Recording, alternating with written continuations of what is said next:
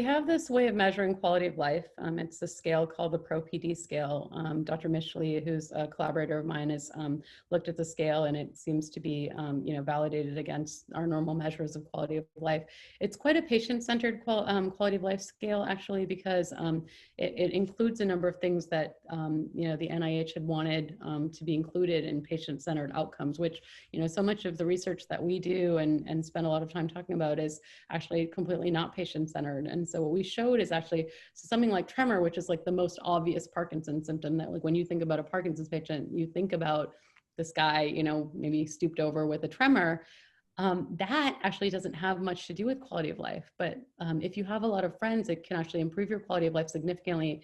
And if you don't have any real relationships, it can actually be very, very bad for your quality of life. And it really impacts a lot of the non-motor issues that we talk about with Parkinson's patients. And so things like depression and anxiety, insomnia, apathy, those things are actually tremendously impacted by this issue of being socially isolated. And so, and that can be very powerful for a patient with Parkinson's. That really can determine how they're doing on a day-to-day basis, much more than anything we measure in a clinic with a physical exam or some of the scoring that we do traditionally. So I think it's quite important to care about what patients care about and be more patient-centered. And I think, not only do we identify this, but we also have come up with possible solutions to help it, which I think is exciting, because so much of what we're talking about, with COVID is this doom and gloom, and I kind of frame it in the framework of the fact that Parkinson's in and of itself is a pandemic. There's been like a doubling of Parkinson's patient cases. I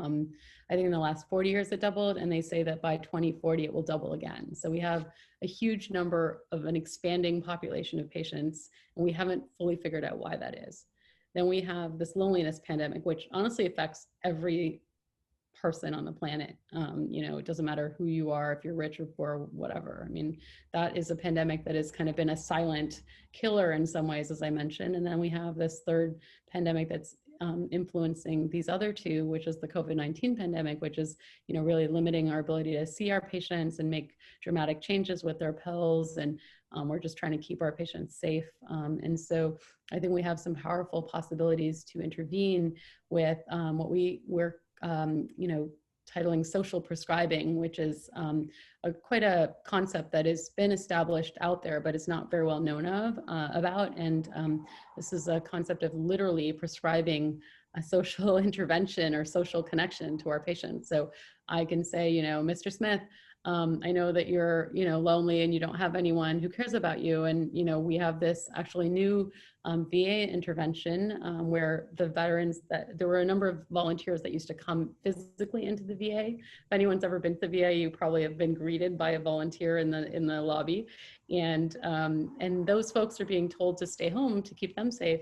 Some of them are, family members of veterans or like the, widows of veterans. And that's their identity, is like helping other veterans. And we've told them to stay put in their homes for the last 6 months. And so there's this new intervention called the Compassionate Contact Corps.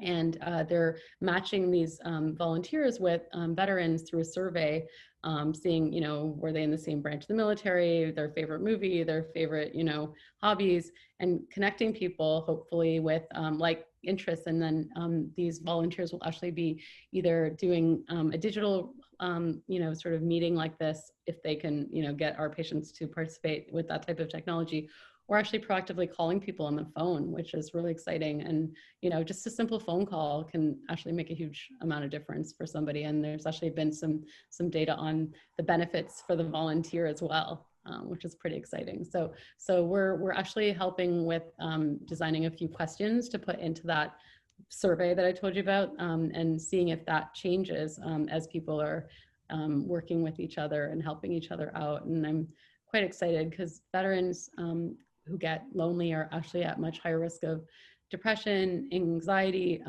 suicide actually is really high in this population, and then also substance abuse. So we really have to be careful with these populations and be proactive and make sure that we're taking care of them. So